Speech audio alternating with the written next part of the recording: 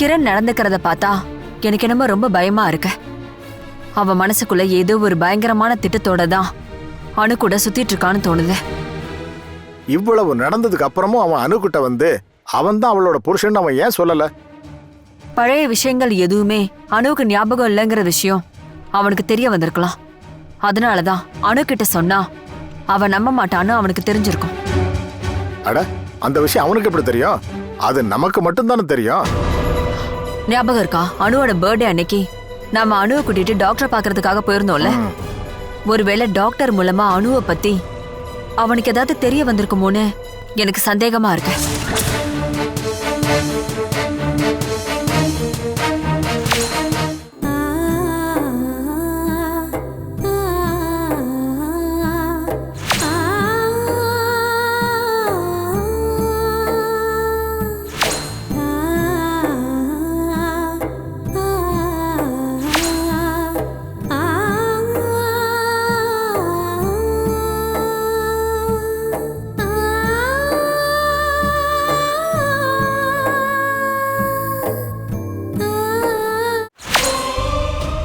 Correct.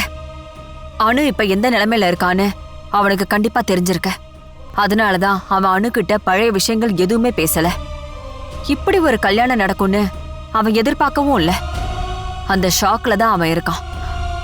அத நம்ம முன்னாடி காமிச்சுக்காம அவன் நடிச்சிட்டு இருக்கான்.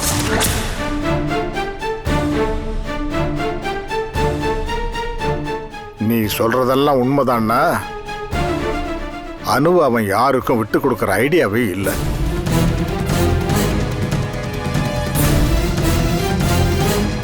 நீ மனோவுக்கு செஞ்சது மிகப்பெரிய துரோகம் ஆயிடுச்சேம்மா. அணுவுக்கு கல்யாணம் ஆயிடுச்சு, அவளுக்கு ஒரு குழந்தை இருக்குன்னு எல்லா விஷயமும் தெரிஞ்சோம் அணுவை மனோ கல்யாணம் பண்ணிக்கிட்டான். அந்த அளவுக்கு அவன் அவளை விரும்புறான். உண்மை தெரிஞ்சா அணு அவனை விட்டுட்டு போயிடுவாளோ? பெரிய தப்பு பண்ணிட்டோம். இந்த கல்யாணத்தை நடத்திருக்க கூடாது. அணு நம்மளை விட்டு போக மாட்டா. அவ மனோ கூட மட்டும்தான் வாழ்வா. மனோ கூடிய சீக்கிரம் குணமாகி வரணுங்கிறது தான் இப்ப என்னுடைய வேண்டுதல். கிரணுங்கிற புருஷன் அணுவோட மனசுல இல்லாத வரைக்கும் நாம பயப்பட வேண்டிய அவசியம் இல்லை.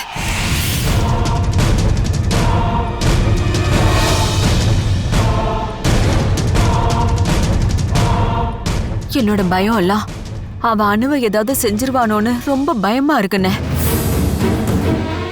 அவ எதையுமே செய்ய துணிஞ்சவனாச்சே. ஆமா, எதுக்கும் நாம கொஞ்சம் எச்சரிக்கையா இருக்கிறது நல்லதும்மா.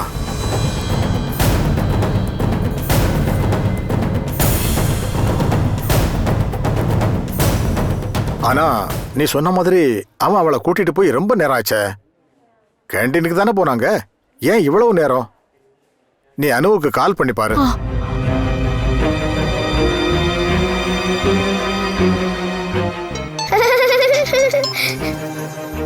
ஹலோ அம்முக்குட்டி, அக்கா எங்க இருக்காமா? கேண்டீனுக்கு போய் எவ்வளவு நேரம் ஆகுது? சீக்கிரமா வாங்க. அக்கா பாத்ரூம்ல இருக்கா. நாங்க கேண்டீன்ல இல்ல, நாங்க வீட்ல இருக்கோம். குமார் அங்கிள் எங்களை இங்க கூட்டிட்டு வந்துட்டாரு. வீட்டுக்கா? ஆமா, ஃப்ரெஷ் அப் ஆகிறதுக்காக வந்தோம். நாங்க உடனே அங்க கிளம்பி வரோம். என்ன ஓகே? அம்மா ஒரு நிமிஷம். அம்மா நான் சொல்றது கேள். கட் பண்ணிட்டான். அண்ணே, அவங்க கேண்டீனுக்கு போகல, வீட்டுக்கு போயிருக்காங்க. அவன் ஏதோ பிளான் பண்ணி தான் அணுவை வீட்டுக்கு கூட்டிட்டு போயிருக்கான். நீங்க இங்கே இருங்க, நான் வீடு வரைக்கும் போயிட்டு வந்துடுறேன். வேண்டாம், நீ இப்ப போக வேண்டாம். அது பிரச்சனை மேல பிரச்சனையை உண்டாக்கும். நான் போயிட்டு வரேன். அவன் என்ன பிளான் பண்றான்னு தெரியணும்ல.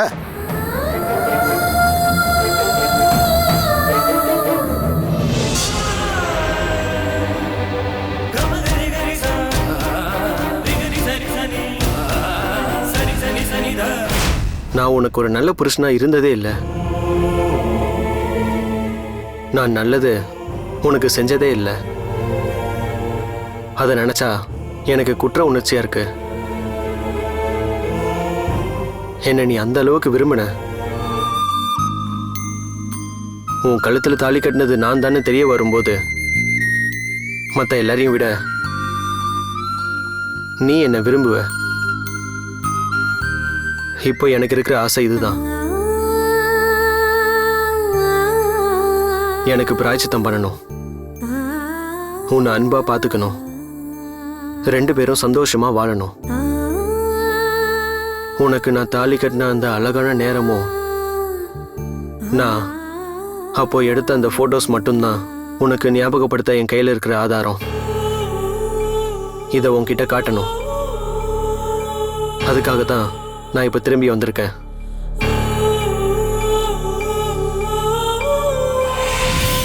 நீ எனக்கு சொந்தமானவ, எனக்கு மட்டும்தான் சொந்தம்.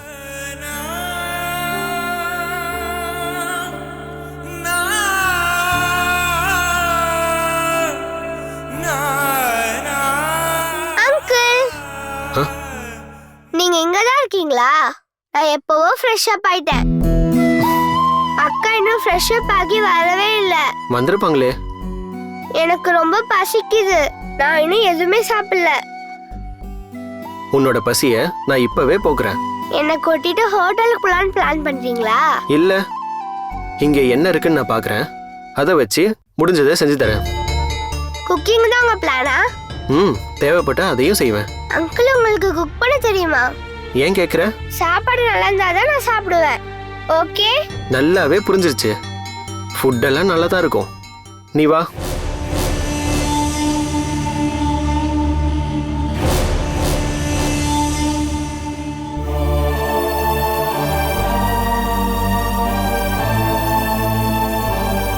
டாக்டர், மனோவுக்கு இப்ப எப்படி இருக்கு? மனோ கிட்ட நல்ல சேஞ்சஸ் தெரியுது. இப்ப கூட பேசினாரு. ஆனாலும் கொஞ்சம் நார்மல் ஆகணும்னா இன்னும் கொஞ்சம் நாள் ஆகும். கடவுள் பாதி டாக்டர் பாதின்னு தானே சொல்லுவாங்க. உங்களோட வேண்டுதல் அந்த கடவுளுக்கு கேட்டிருக்கு. மேடம், நீங்க கம்ப்ளைண்ட் கொடுத்துட்டீங்க தானே? பண்ணியாச்சு. ஹாஸ்பிட்டல்ல இருந்தும் நாங்க சொல்லியிருக்கோம். அவங்களோட ஃபார்மாலிட்டிஸ்லாம் இருக்கு. நீங்க ஒன்றும் பயப்படாதீங்க, நம்ம பார்த்துக்கலாம். மனோவை நான் போய் பார்க்கலாமா? கொஞ்சம் மயக்கத்துல இருக்காரு. நான் ஒரு இன்ஜெக்ஷன் போட்டிருக்கேன். அவர் கண்ணு முழிச்சதும் பாருங்க, சரியா?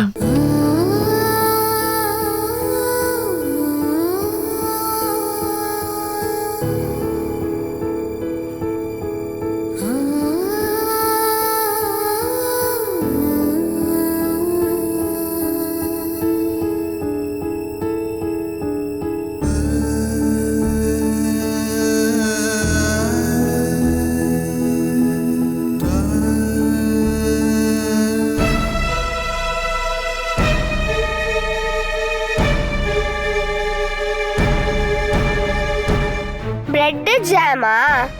பெரிய குக்குன்னு சொல்லிட்டு இததான் சாப்பிட தருவீங்களா?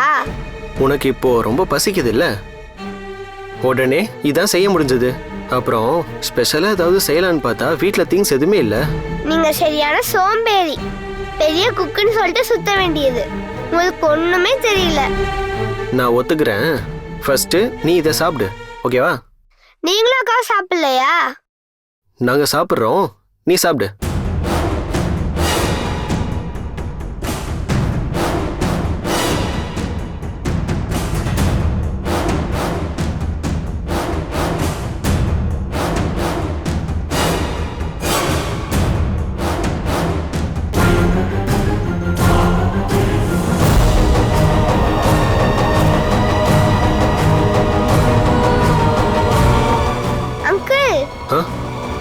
எங்க போறீங்க? இங்க உட்காருங்க. நான் எங்கேயும் போல, இங்கதான் இருக்கேன். நீ சாப்பிடு சாப்பிடு, நான் வந்துடுறேன்.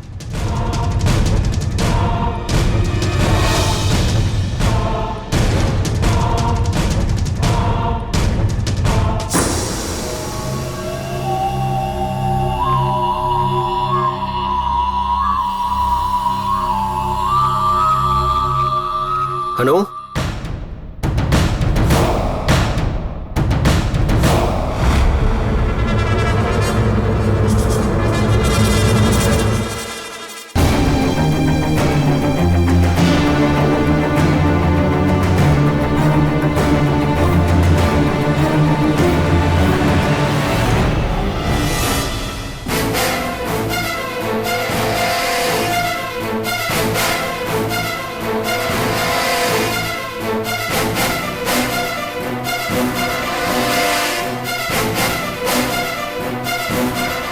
இந்த ஃபோட்டோஸை பார்க்கும்போது அனுவுக்கு ஞாபகம் வந்துடும். நானும் அவ்வளோ ஒன்றா வாழ்ந்த அந்த சந்தோஷமான வாழ்க்கை.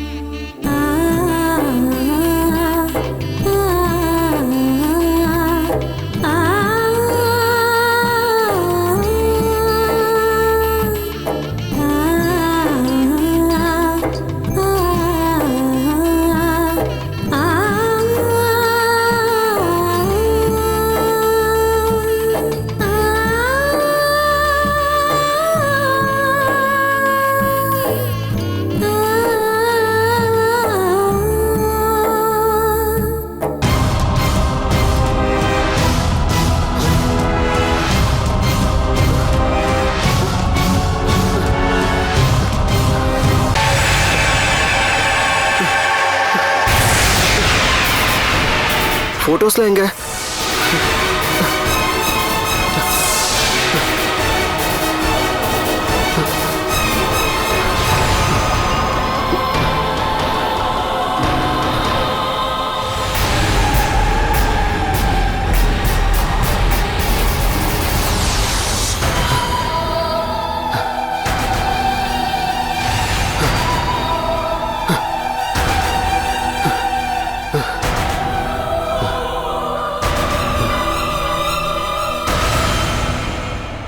சார்,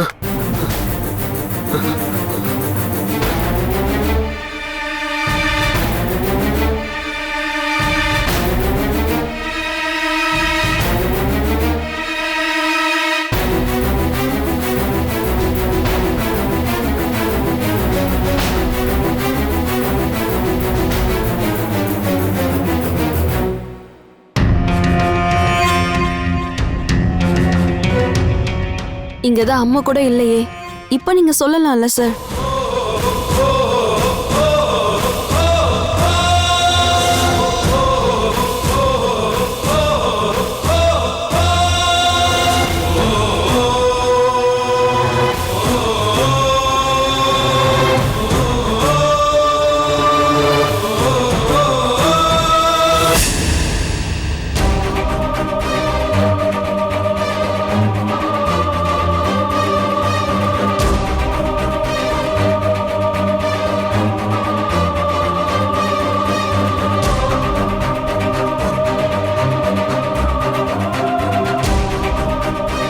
நான் இவ்வளவு நேரமா இதை பத்தி தான் யோசிச்சேன்.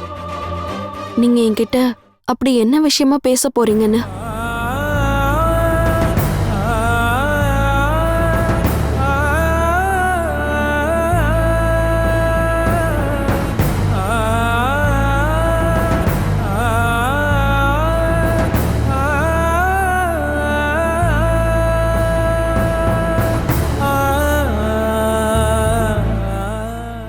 சார், உங்களுக்கு என்ன ஆச்சு? இப்போ எதுக்கு நீங்க இவ்ளோ டென்ஷனா இருக்கீங்க?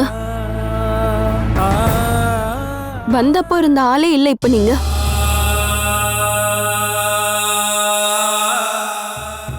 ஒன்றும் இல்லை அனு. நான் ஒரு முக்கியமான விஷயத்தை பற்றி உங்ககிட்ட பேசணும்னு நினச்சேன். அதான் இங்கே கூட்டிகிட்டு வந்தேன். அப்புறம் தான் யோசித்தேன், இப்போ எதுக்கு அதை சொல்லிக்கிட்டு. அது மட்டும் இல்லாமல் இப்போ நீ டென்ஷனாக வேற இருக்க. மனோ பற்றின கவலை இல்லை. இதுக்கு நடுவில் நான் வேற. அதெல்லாம் ஒன்றும் பிரச்சனை இல்லை சார், நீங்க சொல்லுங்க. நான் சொன்னா நம்ப மாட்டேன், ஆனா பார்த்தா நம்புவேன்னு சொன்னீங்கல்ல. எந்த விஷயத்தை பத்தி பேச வந்தீங்க?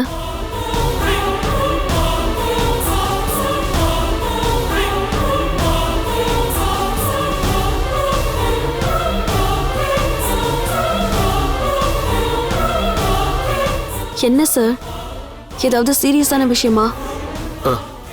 எஸ், சீரியஸான விஷயம்தான்.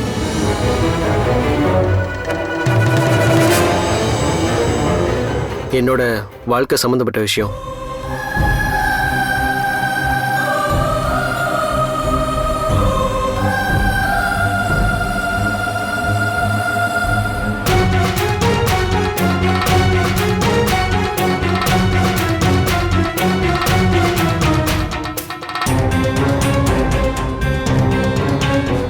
இப்போ நான் சொன்னா நீ அதை நம்ப மாட்ட.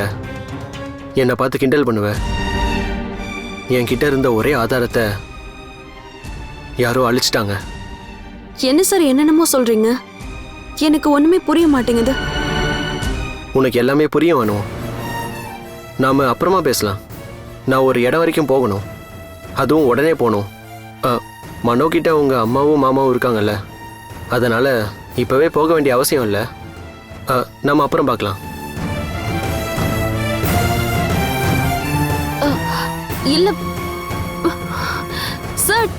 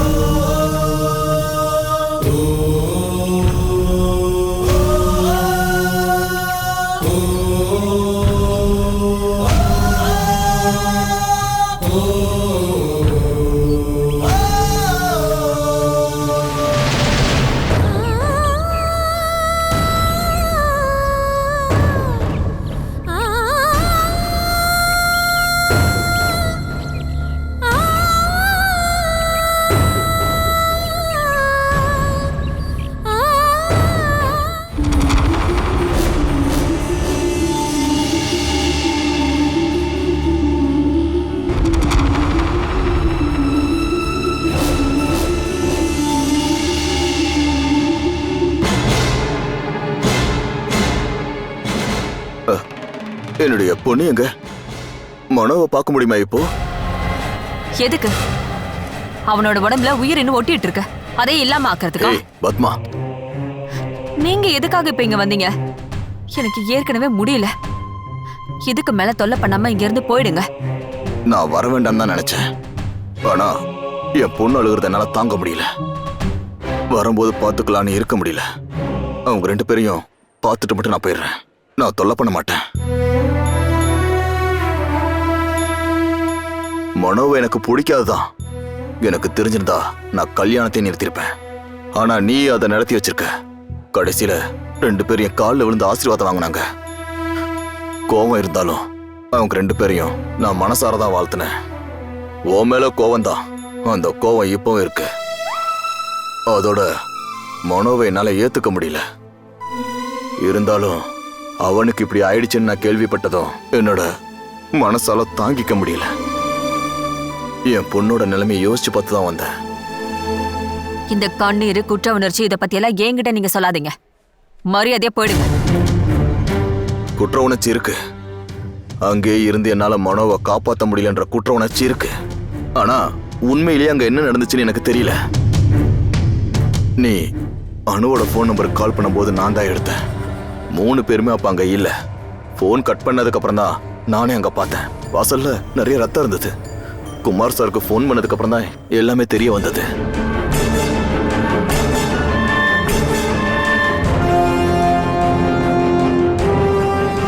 மனு போனுக்கும் அனு போனுக்கும் நீ மாறி மாறி போன் பண்ண. நான் அதை பார்த்தேன். ஆனா நான் எடுக்கல. எதுக்கு இந்த விஷயத்த உங்ககிட்ட சொல்லி உன்னையும் வருத்தப்பட வைக்கணும் தான். ஆனா விஷயத்தை கேள்விப்பட்டு நீ என்னதான் தப்பா நினைச்சிருப்பல்ல. நான் தான் இப்படி செஞ்சேன்னு நினைச்சிட்டல்ல. மனு கூட அப்படிதான் நினைச்சிருப்பான். ஆனா நான் அப்படி செய்யல. நீ என்ன நம்பு.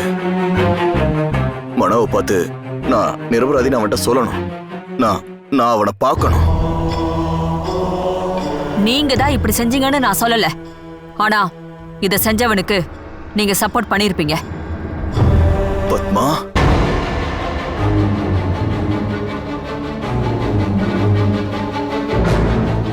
என்னால யூகிக்க முடியும் இதை யார் செஞ்சிருப்பாங்கன்னு. நீங்க அந்த ஆளுக்கு இதுக்கு முன்னாடி நிறைய உதவிகள் செஞ்சிருக்கீங்க. இப்ப வந்து ரொம்ப நல்லவர் மாதிரி நடிக்கிறதெல்லாம் நாடகம்னு தெரியும். என்னால உங்களை நல்லா புரிஞ்சுக்க முடியும். பத்மா, நான் என் பொண்ணு மேல சத்தியமா சொல்றேன், நான் நிரபராதி. இதை யாரு செஞ்சாங்கன்னு எனக்கு தெரியாது. நீ யார சந்தேகப்படுற சொல்லு. அவன் அதுக்கப்புறம் இந்த உலகத்துல இருக்க மாட்டான்.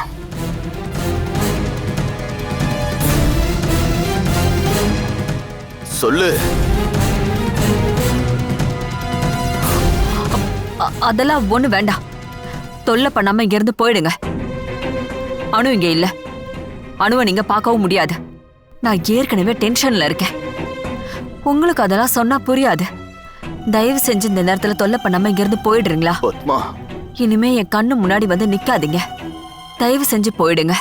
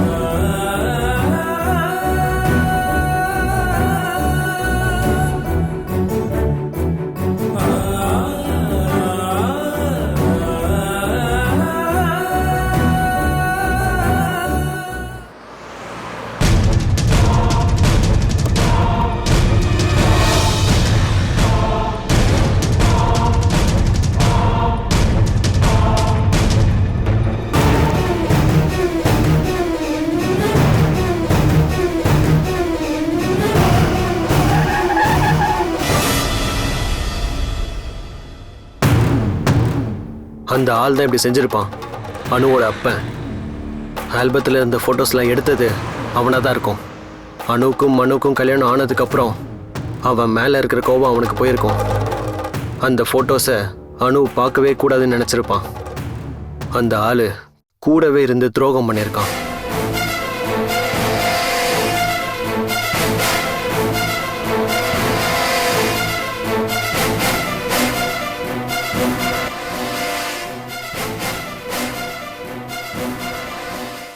Catch us on TV, Thandivan app, thandivan.com and YouTube.